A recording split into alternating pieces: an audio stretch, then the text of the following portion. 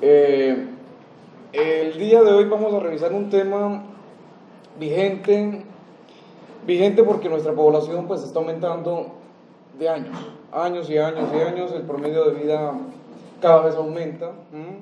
Creo que está en 74, 75 años, es algo que ha aumentado progresivamente en las últimas décadas. ¿Por qué progresan los promedios de vida? Sería una muy buena pregunta. Realmente el promedio de vida mejora a través de algo que se llama atención primaria, ¿sí? Promoción y prevención en salud. Eso es lo que realmente hace que una población aumente su promedio de vida y pues presentemos más estas patologías. En este caso se llama trastorno neurocognitivo mayor. Bueno, no es un término un poco como más complejo, es demencia. Eso es lo que está explicando todo esto. En la medida en que nuestra atención primaria sea más eficiente y eficaz, ¿sí?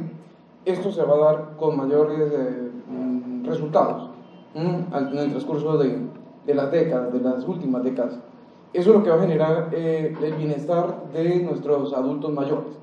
Entonces, como ya sabemos, la demencia es una enfermedad que se presenta a partir de la quinta, sexta década de la vida en adelante. Claro, hay casos excepcionales que se pueden presentar un poco antes, pero generalmente ese es el grupo grande de la presentación de los estados demenciales. Bueno, la presentación realmente lo que busca es una atención primaria. Es bastante objetivo, es bastante buena, pues buscamos la participación del auditorio. ¿Listo? Empecemos. Bueno, optimizar el proceso de diagnóstico y tratamiento para las personas con trastorno neurocognitivo mayor, buscando mejor calidad de la atención, su calidad de vida y de las personas de su entorno, a través de la generación de recomendaciones basadas en la mejor evidencia posible.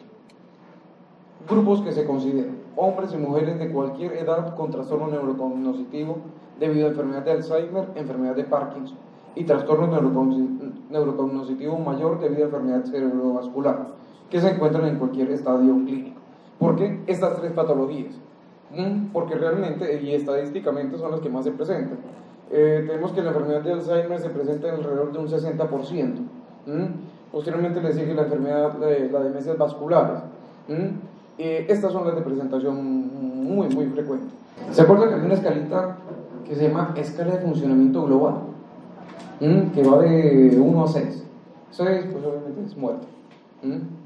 Esta escala de funcionamiento global es la que nos determina que al comienzo de la patología pues realmente los síntomas solamente son para el paciente. Es más, como a mí se me están olvidando ciertos detalles, ciertas cosas, pues no se lo voy a decir a nadie porque, entre comillas, hasta pena me da sentirme como limitado.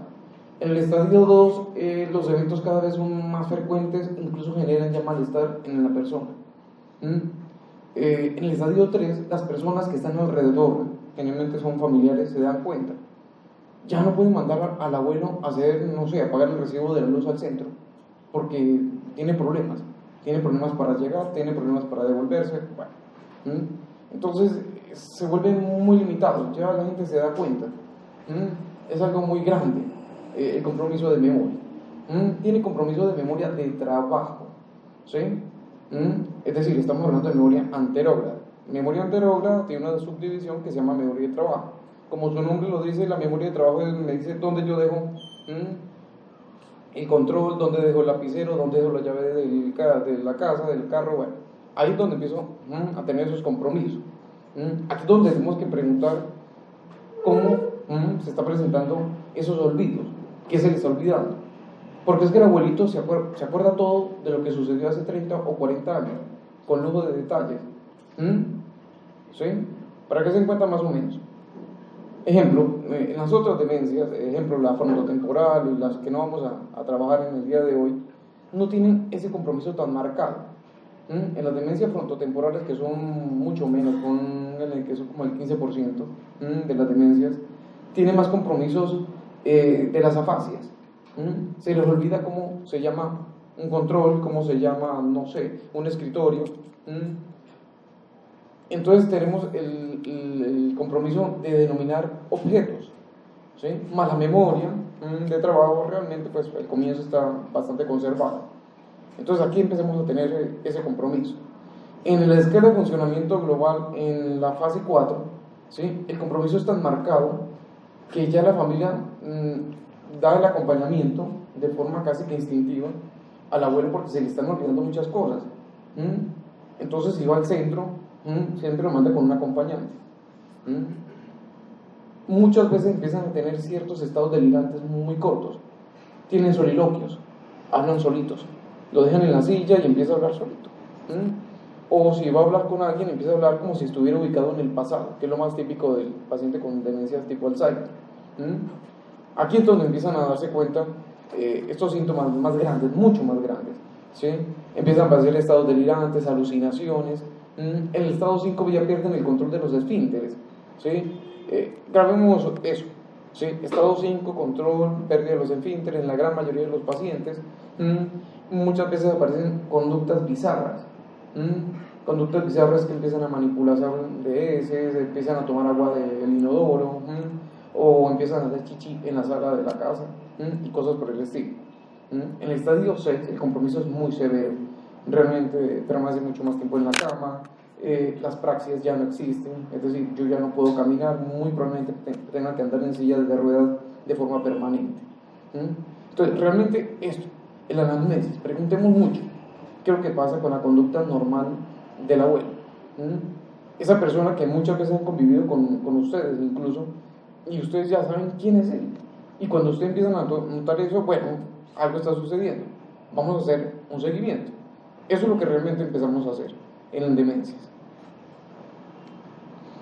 Bueno, los profesionales de la salud y personal asistencial a cargo del cuidado de personas mayores deben brindar atención centrada en la persona, identificando y respondiendo a las necesidades y preferencias individuales de las personas con trastornos neurocognitivos mayores, su cuidador y su familia. Eso es importante. Entonces, cuidador, acuérdese, el cuidador es una responsabilidad de la familia, del núcleo familiar, bajo salvedad de ciertas condiciones que le acaban de explicar. Por ejemplo, cuando todos tienen que trabajar, pues obviamente no puede haber un cuidador porque, pues, ¿cómo hacemos? Alguien tiene que traer el dinero y, bueno, la comidita y los alimentos y todo esto para... Pero el cuidador, ¿sí?, es una figura que tiene que salir del núcleo familiar, ¿sí? El aporte de cualquier servicio técnico, ¿sí?, ya no pertenece a esa figura del cuidador, aunque creo que la figura del cuidador tiene que ser más desarrollada en Colombia, es decir, es algo muy nuevo realmente, desde el punto de vista jurídico de la figura del cuidador. ¿Qué significa cuidador? Pero bueno, yo creo que eso se va a desarrollar y pues en unas charlas más futuras vamos a describir qué es eso, que es bien importante. Todo esto obviamente tiene que ver con la calidad de vida, ¿sí? Acuérdense, ellos en su escala de funcionamiento global se están deteriorando, ¿sí? Entonces tenemos que garantizar esa calidad de vida. Ustedes saben que la demencia pues obviamente no tiene cura, los tratamientos son paliativos.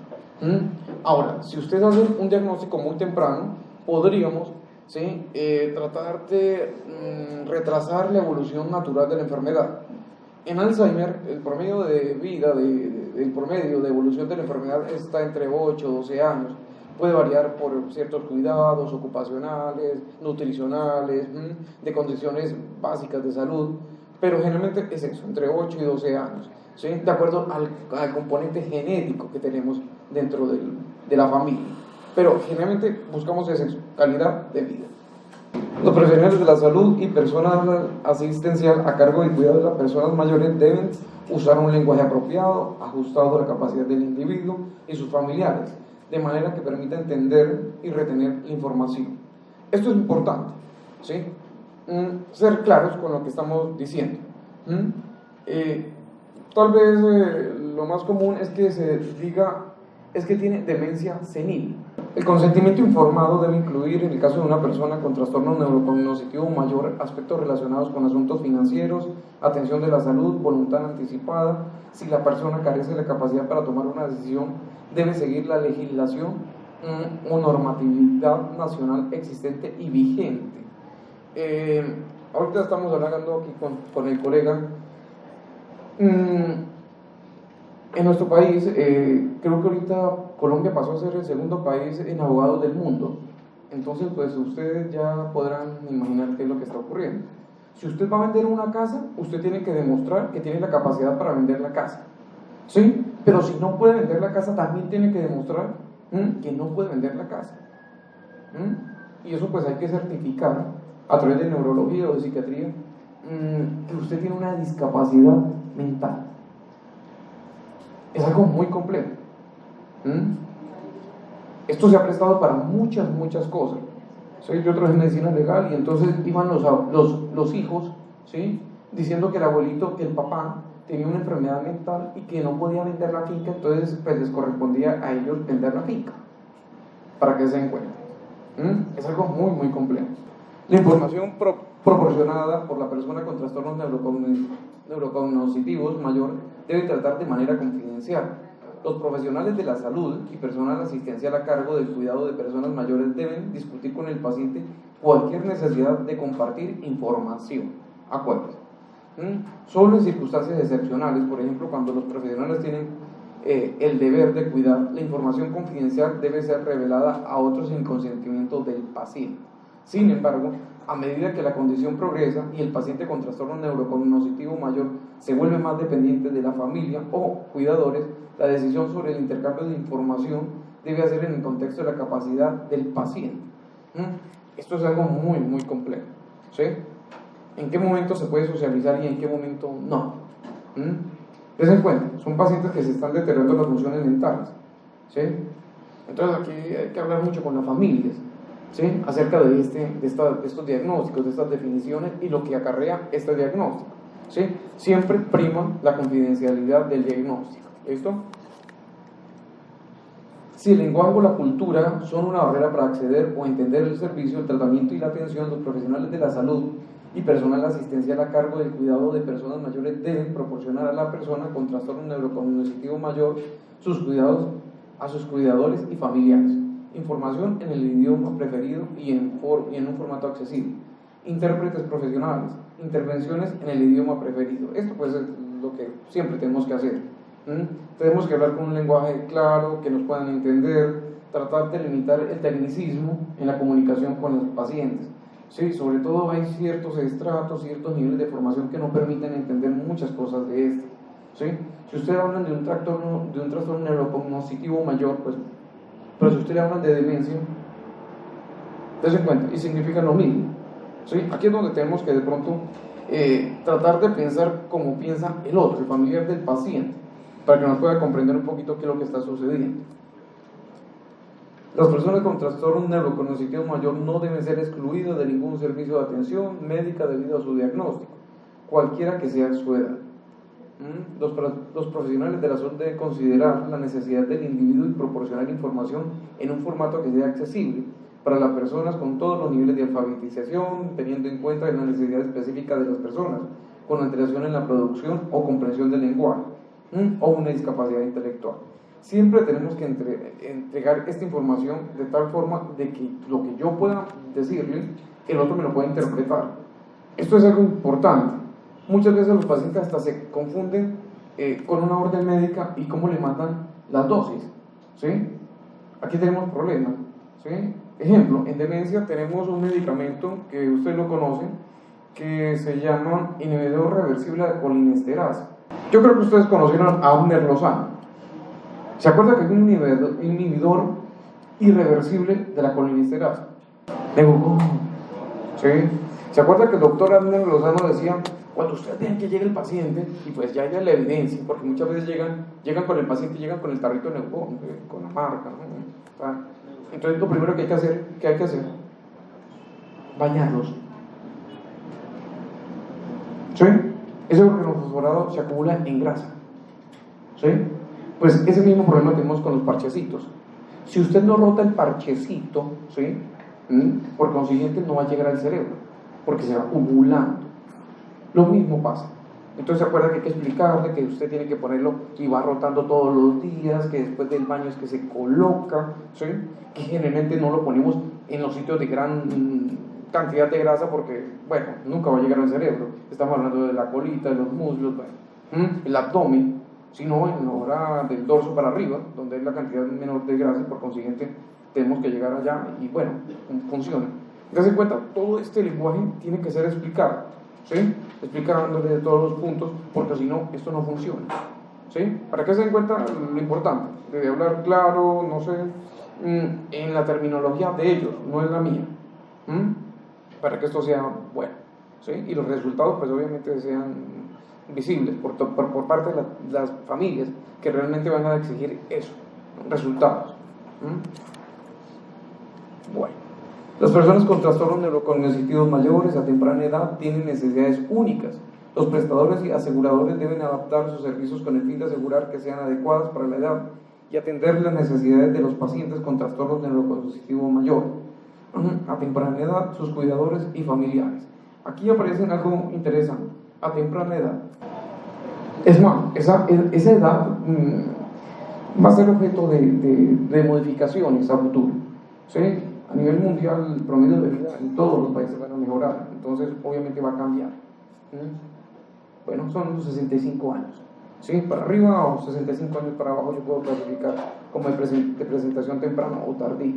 Obviamente, si yo tengo una demencia de presentación temprana, ¿sí? El pronóstico es muy, muy malito, ¿sí? Las demencias de presentación temprana tienen más componentes genéticos.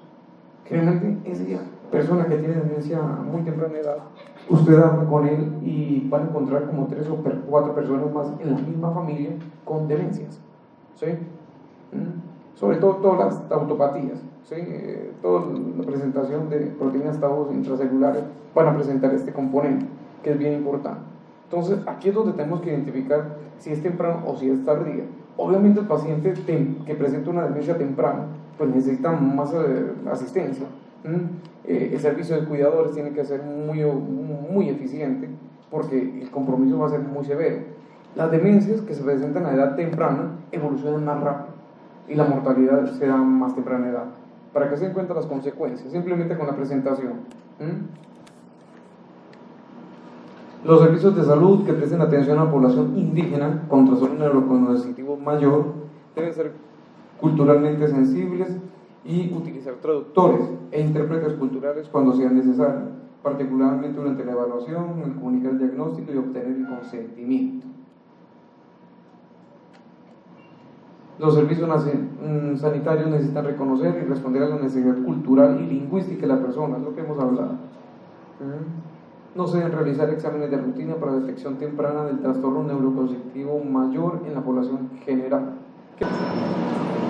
Claro, la clínica es la que me determina utilizar los demás elementos diagnósticos, pero yo no voy a empezar a tomar tomografías y resonancias a todo el mundo porque pues, no es. Se lo digo porque llega la familia exigiendo tomografías, llega la familia exigiendo resonancia. Sí, hay que explicar que el diagnóstico es clínico, ¿sí? Cuando usted tiene la clínica y todo es evidente, pedimos las pruebas paraclínicas, que son confirmatorias del diagnóstico. Las pruebas paraclínicas en diagnósticos de demencia son las imágenes, creo que son bastante conocidas por parte de ustedes, y generalmente el diagnóstico siempre debe tener estas pruebas paraclínicas, las imágenes diagnósticas. Tomografía, pues si hay facilidad, tener resonancia, pues fantástico. Pero tenemos que tener por lo menos una imagen diagnóstica para el diagnóstico de demencias. Los médicos que trabajan con personas mayores deben estar atentos del deterioro cognitivo, especialmente en los mayores de 65 años. Las preocupaciones o los síntomas deben ser explorados cuando sean observados, anotados o reportados por las personas, cuidador, y no deben ser aceptados como parte del envejecimiento normal. Entonces, en cuenta, aquí ya nos empiezan a definir qué es envejecimiento y qué es un estado demencial. A las personas con posibles diagnósticos de trastornos neurocognitivos se les debe ofrecer remisión a profesionales o servicios especializados en la evaluación de funciones cognitivas para valoración completa. Bueno, los especialistas y los demás servicios de evaluación de las funciones cognitivas deben ofrecer un servicio receptivo para ayudar a un diagnóstico oportuno y deben poder organizar una gama completa de servicios de evaluación, diagnósticos terapéuticos y rehabilitación para satisfacer las necesidades de las personas con diferentes tipos y severidad de trastornos neurocognitivos. Es decir, no es solamente la evaluación clínica, tenemos que ofrecer mucho más, ¿sí? Actualmente tenemos pruebas de neuropsicologías para hacer esto, mini mental, bueno, todo lo que ustedes ya saben, tenemos las imágenes diagnósticas. Esto es lo que podemos ofrecerle a nuestra población, ¿sí? Al adulto mayor, ¿sí? Para hacer un diagnóstico oportuno de esta patología. Bueno. Los servicios de salud especializados en neurología que identifican a las personas con deterioro cognitivo leve deben ofrecer seguimiento a través de un profesional de la salud capacitado después de 6 a 18 meses para supervisar los cambios cognitivos y otros síntomas. Se sugiere realizar una evaluación del estado de salud y social periódica por lo menos cada 3 meses en cada sesión a evaluar. Acuérdense, esto realmente poco se cumple. Que el abuelito le hagan evaluaciones cada 90 días a través de un servicio especializado. Pero date cuenta de las recomendaciones, cada 3 meses. ¿Sí?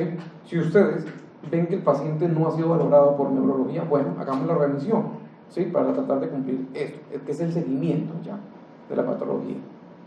Entonces, comorbilidades médicas, psiquiátricas, incluyendo déficits visuales, auditivos, dolor, control de esfínteres, estabilidad o progresión de los síntomas del trastorno neurocognitivo, capacidad para participar en actividades de la vida diaria, riesgos de seguridad, todo lo que ustedes saben, presencia y gravedad de la depresión. Generalmente cuando hay estados depresivos, los estados depresivos muchas veces son crónicos, ¿sí? Cuando yo tengo un estado depresivo crónico, yo produzco cortisol, y el cortisol genera daño en una estructura que tiene que ver con la memoria que se llama hipocampo, ¿sí? El hipocampo, pues se acuerda que tiene un giro dentado, como parece un caballito de mar, el giro dentado es cuando empieza a hacer daños, ¿sí? Se ha determinado que los estados depresivos en algún momento pueden precipitar los estados demenciales. Lo más común de estos abuelitos es que realmente nunca presentaron estados depresivos, ¿sí? Presentaron dificultades en la vida, supieron sortearla, bueno, pero no presentaron estados depresivos, ¿sí? Es algo bien interesante. Ya empiezan a establecerse relaciones con otras enfermedades mentales. Tal vez eso es lo más común, que estos abuelitos nunca presentaron estados depresivos, pues es complicado, se ve. Eso es lo grande. Es más, cuando lo entrevistan, el abuelito se ríe, charla, bueno, se vuelve una conversación bastante agradable con el abuelito, para que se den cuenta. Eso es la diferencia. Bueno, si está bajo cualquier medicación, respuesta al tratamiento, efectos secundarios, adherencia al tratamiento, síntomas cognitivos y síntomas principales específicos, cualquier obstáculo para participar en el tratamiento, el cansancio y afrontamiento del cuidador. Esto es importante. Si ustedes leen la literatura europea, parecería que se enfocan más en el cuidador que en el propio paciente, porque es que el cuidador termina sufriendo depresión, ansiedad, ¿sí? El que cuida al abuelito, para que se den cuenta, y entonces vuelve a participar de un sistema de salud gravísimo, porque entonces los cuidadores también se nos enferman, ¿sí? Entonces eso es importante. Tratamos de focalizar también la intervención en el cuidador. ¿Qué sucede con el cuidador? Bueno, en un diagnóstico de trastorno neurocognitivo mayor debe hacerse solo después de una evaluación integral, que debe incluir historia clínica, examen físico, lo que nos hablan acá, la clínica. Primero se aplica clínica, después hacemos todos los otros tipos de intervenciones. Bueno. En el momento del diagnóstico del trastorno neurocognitivo mayor y los subsecuentes controles periódicos se deben evaluar las comorbilidades médicas y las características psiquiátricas claves asociadas con la enfermedad, incluyendo depresión, psicosis, para asegurar el tratamiento óptimo de condiciones coexistentes. La evaluación inicial, generalmente dentro de la atención primaria, debe incluir los siguientes análisis: hemograma, pruebas bioquímicas, pruebas de función tiroidea, niveles de vitamina B12 y ácido fólico. Estas últimas son bien importantes. La evaluación para sífilis y VIH debe realizarse solo en pacientes con factores de riesgo. ¿Cuáles son los factores de riesgo? ¿Sí? Demencias por sífilis, sí, pues obviamente estamos hablando de sífilis terciaria, se han disparado. ¿Sí? Para que se den cuenta. Se supone que esto estaba controlado hace 20, 30 años, pero vuelve a aparecer y con fuerza. ¿Sí? ¿Qué está sucediendo? Bueno, es interesante. Los síntomas y los hallazgos clínicos deben orientar la decisión de realizar paraclínicos adicionales, tales como radiografía de tórax, electrocardiogramas. En algunos pacientes se puede considerar realizar electrocardiogramas sin ser si se pretende prescribir inhibidores de la acetilcolinesterasa. El examen de líquido cefalorraquídeo no debe realizarse de forma rutinaria, como parte de la evaluación para el trastorno neurocognoscitivo mayor. Obviamente el clínico, el especialista, determina cuándo hacer la prueba de líquido cefalorraquídeo. Casi siempre hay signos de focalización, la inminente presencia de síntomas infecciosos, fiebre, bueno, eso lo determina ya el especialista. Pero tomas de líquido cefalorraquídeo no se hace de forma rutinaria.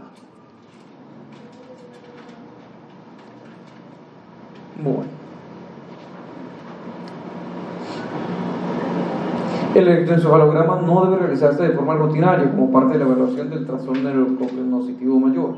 El electroencefalograma debe considerarse en la evaluación de la epilepsia asociada a personas con trastorno neurocognoscitivo mayor. Entonces ya tenemos dos exámenes que no son rutinarios: pruebas de líquido cefalorraquídeo y electroencefalogramas.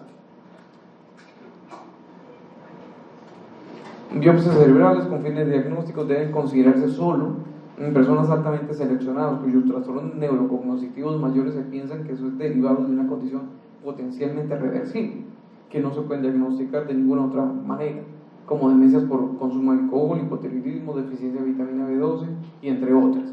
¿Listo? Acuérdense, consumo de alcohol, vitamina B12. Esta es la respuesta a la pregunta que le hice anteriormente.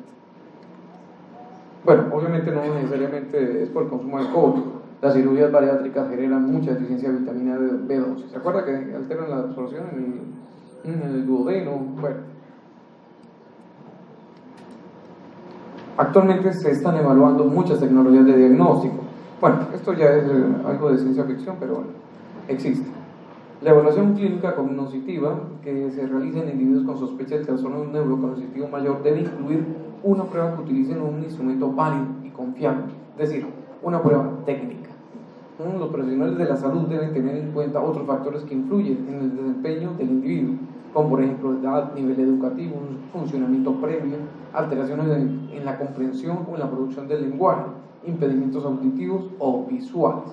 Muchas veces llega el paciente con problemas auditivos y pensamos que es demente, ¿sí? Incluso llega el paciente sin familiares y bueno, aquí es donde tenemos que determinar realmente eso, si es un paciente sordomudo, ¿sí? O realmente es una demencia. Hay veces se confunde, son poquitas veces, pero ocurre.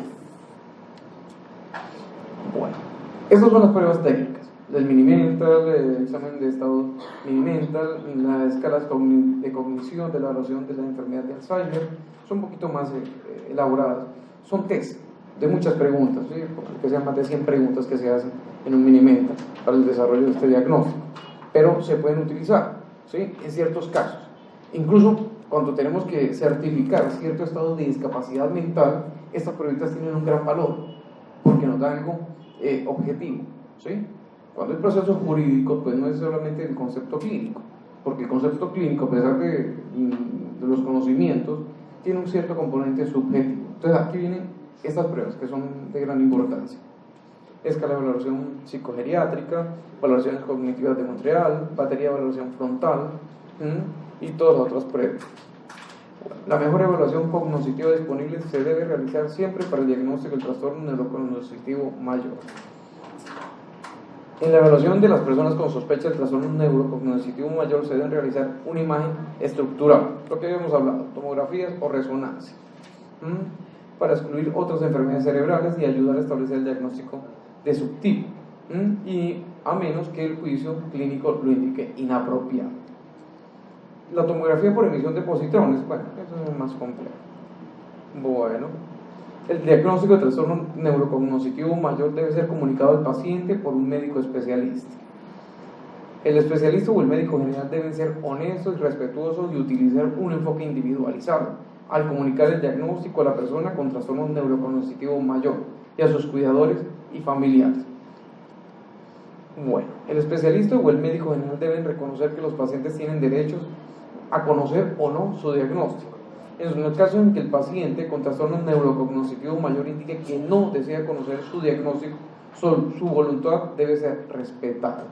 Entonces, ¿cuánto? Eso es algo también nuevo, ¿sí? El especialista o el médico general deben asegurarse de que los cuidadores y la familia sean apoyados para manejar la situación y las consecuencias de las decisiones. Los pacientes tienen derecho a conocer su diagnóstico, aunque la familia y los cuidadores no estén de acuerdo. Tengan en cuenta lo que están diciendo. Esto no amerita discusiones, sino explicación a los familiares y cuidadores. Entonces, predomina la persona, el paciente.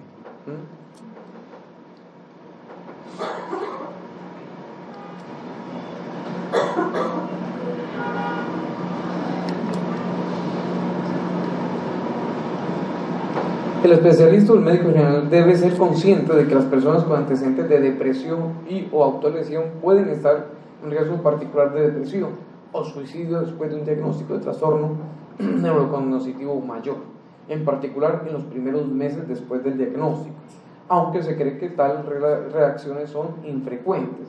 El asesoramiento debe ofrecer como una forma adicional de apoyar a las personas durante este tipo. Entonces, aquí es donde tenemos que nosotros ser claros qué significa, ¿sí?, dar un diagnóstico de demencia. ¿Sí?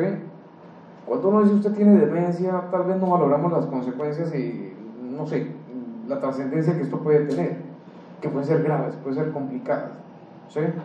Generalmente el paciente va a tener muchas limitaciones ocupacionales, incluso laborales.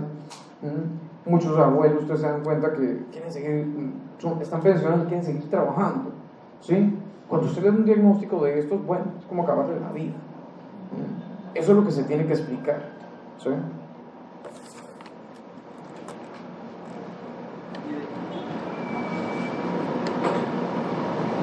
Después de un diagnóstico del trastorno neurocognitivo mayor, los profesionales de la salud y el personal de asistencia a cargo del cuidado de personas mayores deben, a menos que el paciente indique claramente lo contrario, proveer a ellos, a sus cuidadores y familias, información escrita y verbal en un formato accesible sobre los signos y síntomas, el curso y el pronóstico, tratamiento, asesoramiento financiero y aspectos médico-legales. Listo, los aspectos médico-legales pues es tal vez de gran importancia. ¿Sí? Se inicia todos los procesos de dar el concepto de discapacidad mental para que se inicie el proceso jurídico, que el proceso jurídico se llama interdicción. ¿Sí? Es decir, la interdicción es un proceso jurídico donde el juez determina quién es el curador, es decir, el responsable jurídico de esa persona. ¿Sí? Eso es importante porque pues, las consecuencias, sobre todo económicas, sobre todo las económicas, pesan mucho al determinar un proceso de interdicción. Es más, esto muchas veces terminan en conflictos, incluso demandas, incluso vinculan hasta el propio médicos en estos procesos. Bueno.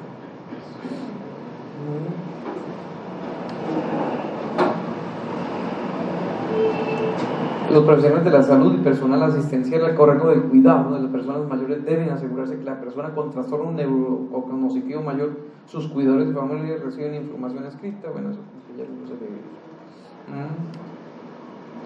Bueno, esta partecita es lo que no entendí, es decir, cuando yo leí la ley 100 en mi época, pues esto no existía.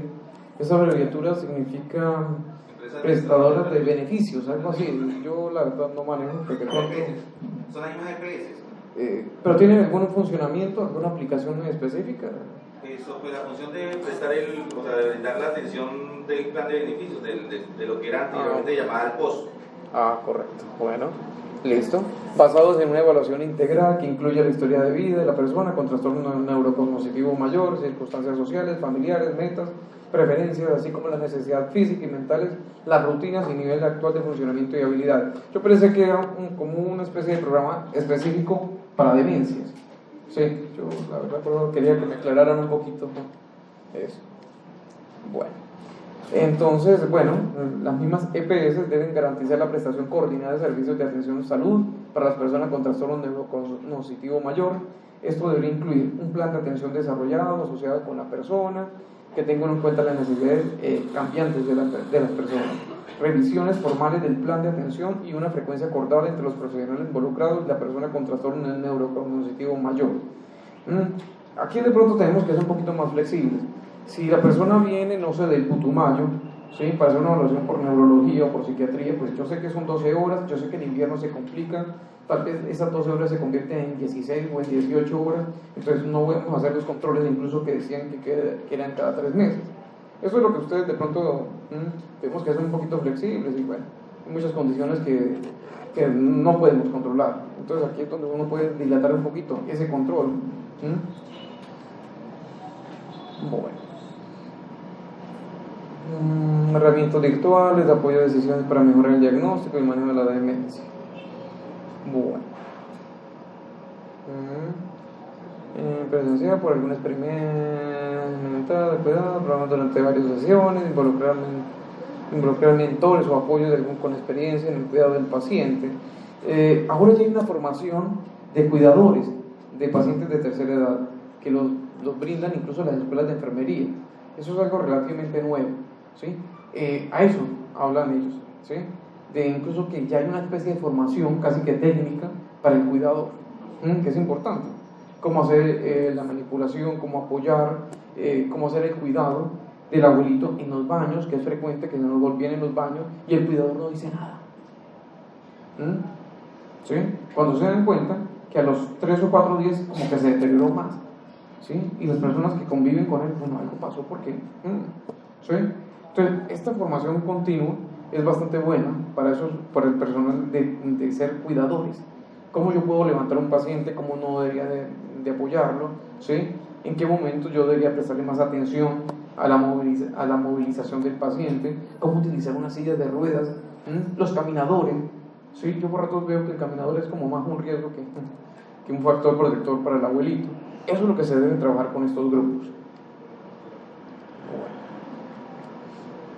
Los programas de educación implementados deben ser evaluados y para determinar el impacto de las prácticas del personal, los resultados para las personas con trastornos neuropsiquiátricos mayores. Son todos los programas que se pueden ejecutar.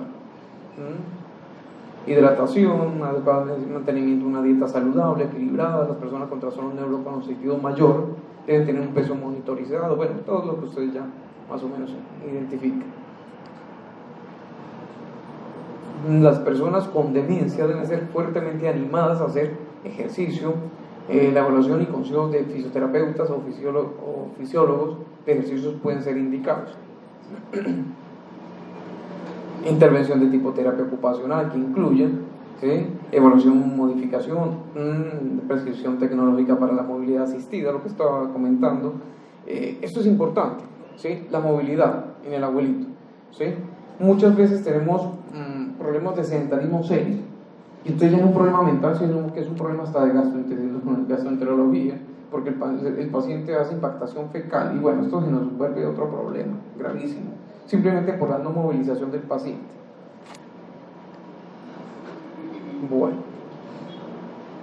Bueno, los profesionales de la salud y personal asistencial a cargo del cuidado de personas mayores deben tener como objetivo promover y mantener independencia funcional y social de las personas con trastorno neurocognitivo mayor, en trastornos de cuidado comunitario y residencial.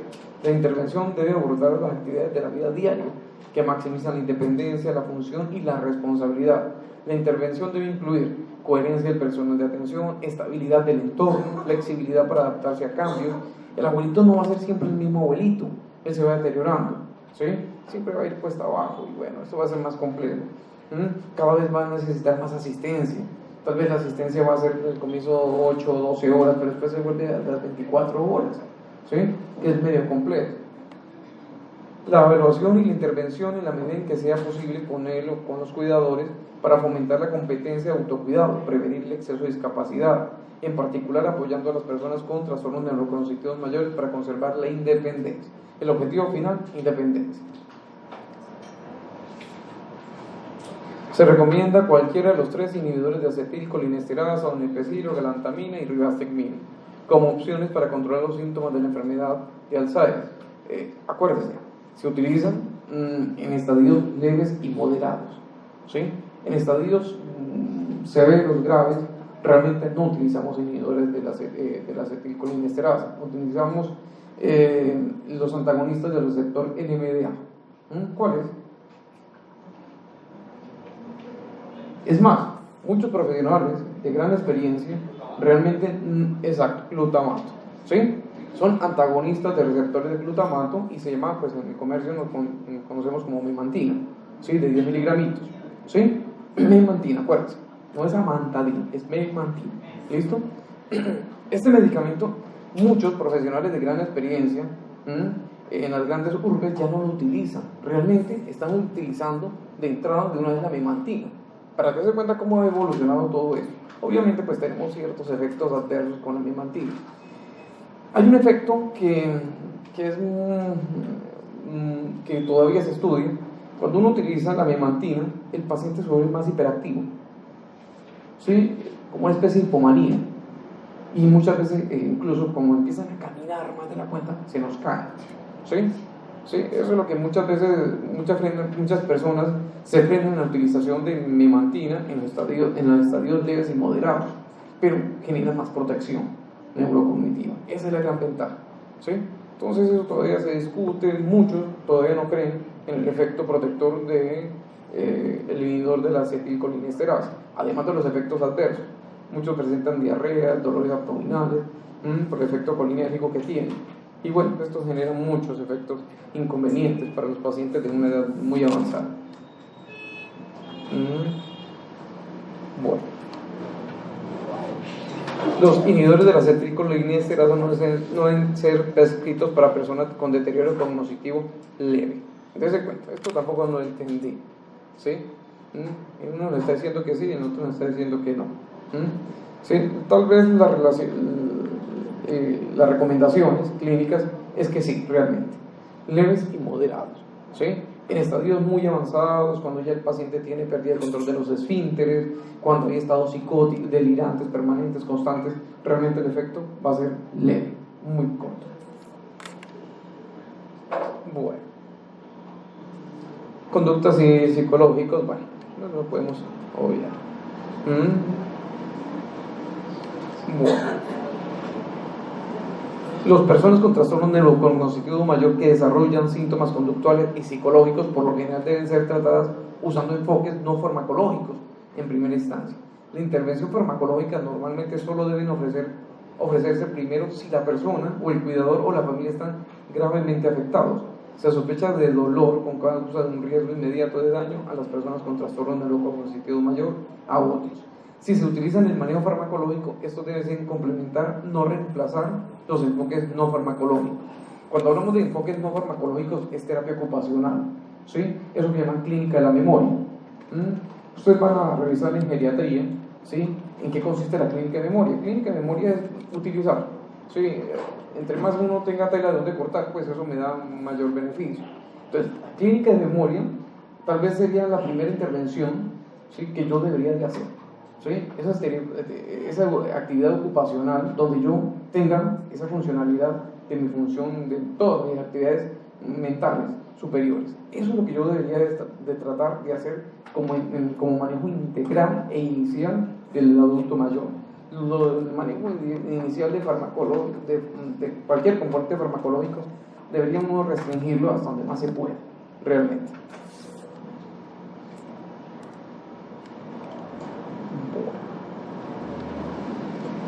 Bueno, las personas con enfermedad de Alzheimer, trastorno neurocognitivo debido a enfermedad cerebrovascular o trastornos neurocognitivos debido a múltiples etiologías con síntomas comportamentales leves a moderados o psicológicos no deben rutinariamente ser prescritas con medicamentos antipsicóticos debido al mayor riesgo de eventos adversos cerebrovasculares y muerte.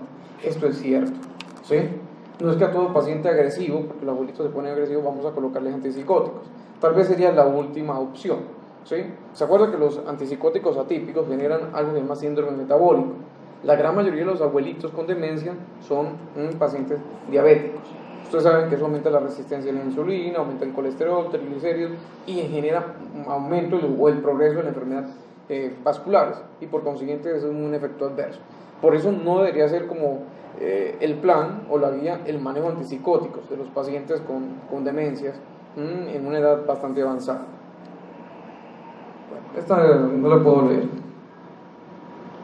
Bueno, el papel de los antidepresivos en el tratamiento de la depresión en personas con trastornos neurocognitivos mayor es incierto. Los ensayos más grandes llevados a cabo personas con trastorno neurocognitivo mayor no han demostrado beneficio. Esto sí es importante, ¿sí? Incluso ayer vimos unos pacientes, le retiramos a todos los antidepresivos. Cuando ustedes vean depresión y demencia, predomina la patología orgánica, ¿sí? ¿Qué pasa si yo le coloco un antidepresivo a un abuelito con demencia? Generalmente hago un síndrome serotoninérgicos. Entonces se torna agresivo, impulsivo, bueno, y empieza a tener incluso hasta ideas suicidas. Entonces aquí es donde hay que tener cuidado, ¿sí? No hay ningún estudio, ¿sí?, serio que me diga que utilizar antidepresivos genere algún beneficio en abuelitos, ¿sí? Entonces no se puede utilizar. Van a encontrar ustedes muchos cuando han hecho valoraciones de pacientes con demencia que tal vez el más frecuente de los antidepresivos utilizados en el adulto mayor se llama escitalopram, ¿sí? ¿Por qué se llama escitalopram? ¿O por qué utilizamos escitalopram? Porque es el más específico, ¿sí? Entonces tenemos menos efectos adversos, ¿sí? Es el que mejor respuesta da en la población adulta. Es como el antidepresivo de los abuelitos, pero entonces acá hay que tener cuidado. El antidepresivo en adultos de una edad bastante pronunciada, con demencia, no genera ningún beneficio realmente, ¿sí? Entonces aquí paramos en la utilización de antidepresivos. ¿Listo? La utilización de los antipsicóticos ya saben que solamente se va a hacer de forma asintomática. Si yo veo el síntoma, actúo, de resto no vamos a utilizar. El manejo inicial es el manejo ocupacional, que eso es lo que debemos de hacer siempre. Bueno, yo creo que lo demás es algo un poquito más de la repetición de todo lo que hemos ya dicho. ¿Listo, doctor? ¿Algún comentario o algo? ¿Preguntas?